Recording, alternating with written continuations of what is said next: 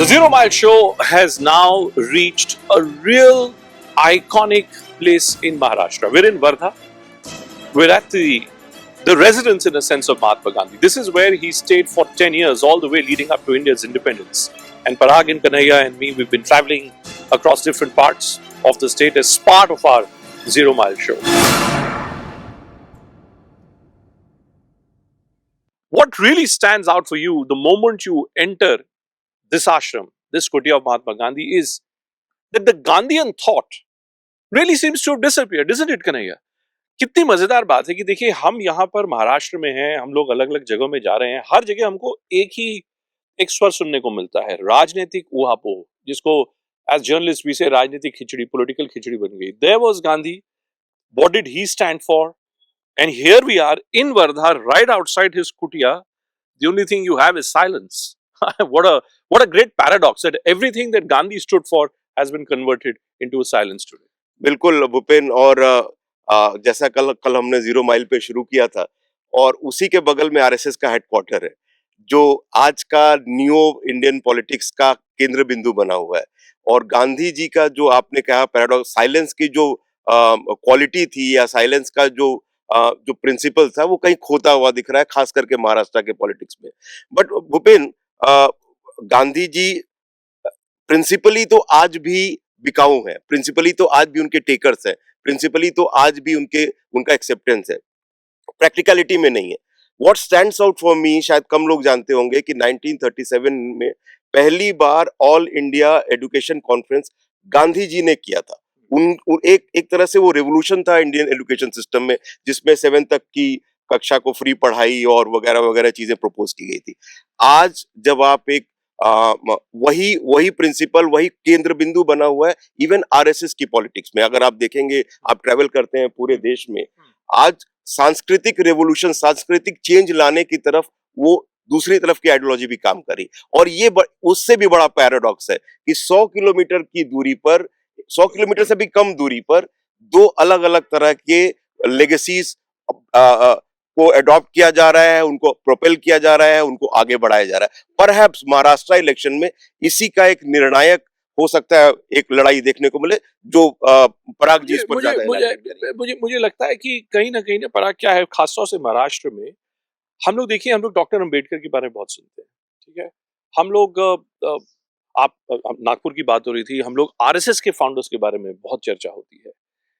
गांधी बापू का ये देश, गांधी बापू की ये टेरिटरी, क्या हम ये माने कि गांधीयन थॉट जो है ना, जिसको कन्हैया कह रहे हैं कि नहीं वो तो हमेशा गांधी के टेकर्स हमेशा रहते हैं, लेकिन अगर मैं वाकई में ब्लंटली सोचूं तो क्या गांधीयन थॉट लुप्त नहीं हो गया? क्या has it disappeared from politics today?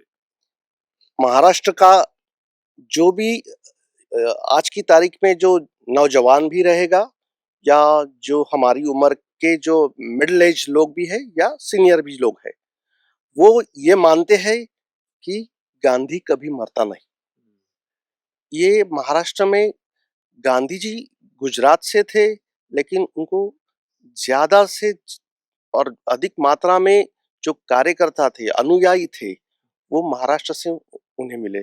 Vinoba Bhave जी ये पवनार में नजदीक में उनके साथ जुड़े थे. तो जैसे कन्हैया जी ने कहा कि 100 मील की दूरी के अंदर ही दो अलग अलग विचारधाराओं को समेट लेने वाली ये जो भूमि है, ये महाराष्ट्र की एक अलग, ये भूमि की अलग पहचान है. गांधी लुप्त तो नहीं हुए हैं, क्योंकि हम जब यहाँ आते हैं तो हम नतमस्तक हो जाते हैं. उतना ही होते हैं हम नतमस्तक ही होते हैं, क्योंकि हम अगर आप देखिए, अगर you know, I mean, look at the kind of alliances which have been formed in Maharashtra. बात किसकी हो रही है?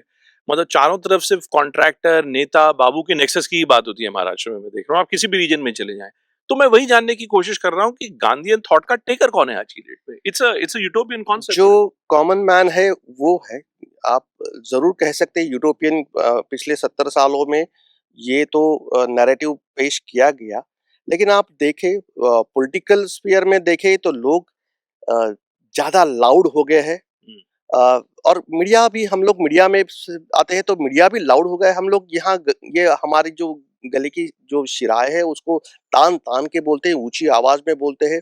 चाहे हम लोग हमको लगता है कि हमारी आवाज हम ऊंची आवाज में बोले तभी सुन लेंगे लोग। और यहाँ पे साइलेंस देखिए कितना कुछ कहती है। That's a contradiction. हाँ, तो साइलेंस भी बोलता है। और मुझे लगता है कि जो वोटर है, जो हम लोग अभी 0 माइल शो कर रहे हैं, हर जगह जा रहे हैं, लोगों से बात कर रहे हैं, तो लोग अभी ओपनली कुछ नहीं बोल रहे, शांति से बोल रहे। हम लोग पॉलिटिकली स्टेटमेंट करने से वो कतरा नहीं रहे, लेकिन वो नहीं करना चाहते। शायद वो अपने वोट के माध्यम से उनका जो वर्डिक्ट है वो दे देंगे। मैं आपको बताऊं, and you know, to all our viewers in Hindi and English, there is if you ever come here, एक बहुत अच्छा यहाँ पे क्रोनोलॉजी लिखी हुई है यहाँ पर। On that chronology, right from 1869 when Bapu was born and all the way till 1948 when he was assassinated, ये जो क्रोनोलॉजी है ना, ये क्रोनोलॉजी आपको दिखाती है कि उनका जो विजन था वो क्या था। महात्मा गांधी का भारत का एक विजन था। ये भी सच है कि आज की डेट में बापू की जो लेगेसी है, उस लेगेसी को ही क्वेश्चन करने वाले भी बहुत लोग हैं कि क्या the decisions which were taken by Mahatma Gandhi at that time in the freedom struggle, were those decisions really now going, are they really constructively impacting the India story, or was it wrong on part of Mahatma Gandhi to take those decisions? So Kanhaiya, if I was to again come back to the basic brass tacks of Maharashtra politics, अब देखिए हम लोग यहाँ पर वर्धा में हैं, यहाँ पर चर्चा किसकी हो रही है? यहाँ पर चर्चा हो रही है कि भाई जो कुंभी समाज है, गोंड समाज है, उसको कितना रिजर्वेशन मिलना चाहिए। मराठा कम्युनिटी को रिजर्वेशन देने की बात को लेकर मुख्यमंत्री शिंदे जी ने तो पूरी एक कमेटी ही बना दी थी। पूरा का पूरा जो चर्चा का विषय है ना, वो हो गया है मैं पे, कि मुझको क्या मिलेगा। लेकिन जब मैं इस क्रोनोलॉजी को देखता हूं यहाँ पर, तो महात्मा गांधी तो मैं में विश्वास ही नहीं करते थे। क्या ये कॉन्ट्रडिक्शन आज की डेट में महाराष्ट्र में सबसे ज्यादा क्या मतलब तीव्र रूप से आपको नहीं दिख रहा है आगे? क्या भूपेन, ये महाराष्ट्र में ही नहीं, ये एक तरह से आप देखिए तो नेशनल फिनोमिना हो सकता है। And as you rightly put, Mahatma Gandhi का पूरा जो आप जीवन देखेंगे, इट वाज, मैं अगर उसको डिफाइन करने चलूं तो it was on the principles of collective cooperatism, जो which is now being replaced by gratitude and deal making, gratitude and deal making last mile तक। पॉलिटिक्स 0 माइल शो पे हम सीधी बात करते हैं कि भाई महाराष्ट्र पॉलिटिक्स तो मेरे मुताबिक और कोई पॉलिटिक्स है नहीं जहां पे deal making is become part and parcel. So and the deal making is not only between parties, दो नेताओं के बीच में, दो पॉलिटिकल आउटफिट के बीच में, वो डील मेकिंग जनता और नेता के बीच में भी है वो। और आजकल टेक्नोलॉजी इतना बड़ा एनेबलर हो गया कि हम रास्ते में आ रहे थे, अपने ड्राइवर से बात करते हुए, तो साहब पिछले 4 महीने से हमको लाडली बहना का वो बेनिफिट मिला है, और सीएम जो है वो प्रॉमिस करके गए। तो वो जो डील मेकिंग है, that is from the it has started coming from top to bottom. उसको करने की शक्ति, क्षमता और इम्पैक्ट बहुत आसान हो गया है। इसलिए जो पॉलिटिकल नैरेटिव का केंद्र बिंदु है, वो जो कोलैबोरेशन है, वो ग्रेटिफाइंग कैसे हो एक दूसरे के लिए, सत्ता के लिए अलग तरह से और जनता के लिए अलग तरह से। देखिए कितनी बढ़िया चीज लिखी है, 7 सोशल सिंस। महात्मा गांधी तो 7 सोशल सिंस में पॉलिटिक्स को सबसे ऊपर रखते हैं, वेल्थ को नंबर 2 पे रखते हैं। मतलब मैं वही कह रहा हूं कि जो politics without principles, look at this, I mean my mind boggles with what is going on in Maharashtra. Wealth without work, ये तो कन्हैया भाई बड़ी सीधी बात है। ये बड़ा अच्छा एक म्यूजियम है, यहाँ आइए, यहाँ आप अच्छा से एक्सपीरियंस लेके जाइए, और फिर बाहर ये जो 7 सोशल सिंस बापू जो बोल के गए हैं, वही सब सिंस होती है। यही तो है महाराष्ट्र की पॉलिटिक्स। हमारे सहयोगी, वरिष्ठ सहयोगी मनोज जी ने एक अच्छी लाइन लिखी कि शायद इसीलिए वो पॉलिटिकल नैरेटिव में फिट नहीं होते हैं, इसीलिए गांधी जी जो है वो नोट पर है, लेकिन वोट पर नहीं है। चलिए, we'll take you now in the city, in the town of Varda, and we'll speak to people. But I just want to read out, and you'll see this on your screen now, 7 social sins that Bapu spoke about: politics without principles, wealth without work, pleasure without conscience, education without character, commerce without morality, science without humanity, and worship without sacrifice. This was published in Young India way back in 1925. So for all you Maharashtra watchers, ask yourself, ये सब 7 social since, ये तो 7 social basis हो गए हैं आज की date में, न सिर्फ महाराष्ट्र की राजनीति में, शायद देश की राजनीति में, लेकिन खास तौर से महाराष्ट्र की राजनीति में। भूपेन जी, इसमें एक लाइन, ये बहुत अच्छा हमारे शो के लिए भी इट्स अ गुड इनसाइट। ये 7 पैरामीटर्स में we will try and take the 0 mile. जहां जहां भी हम जाएंगे, इन 7 पैरामीटर्स पे देखने की कोशिश करेंगे कि क्या, where does it fit in the 0 mile show.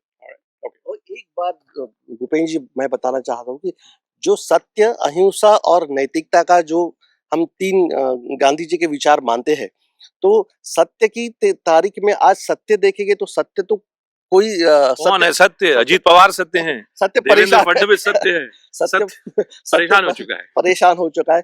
अहिंसा के बारे में, अहिंसा यानी सीधा अहिंसा के बारे में नहीं कहा था कि किसी का दिल दुखाने से लेके जो भी हिंसा होती है या किसी का अवमान करने से हिंसा होती है, उसके बारे में गांधी जी ने कहा था। और नैतिकता जो है आज की तारीख में, जो नैतिकता के बारे में ना बोले तो ही अच्छा है। तो ये 7 जो सामाजिक पातक के बारे में गांधी जी ने कहा, उससे पहले जो गांधी विचार में हम लोग पहले 3 विचारों को भी खो चुके हैं। फिर भी मुझे लगता है कि ये सब नकारात्मकता भी है, फिर भी गांधी विचार मरेगा नहीं, ये मेरी आशा है। जीवित रहे।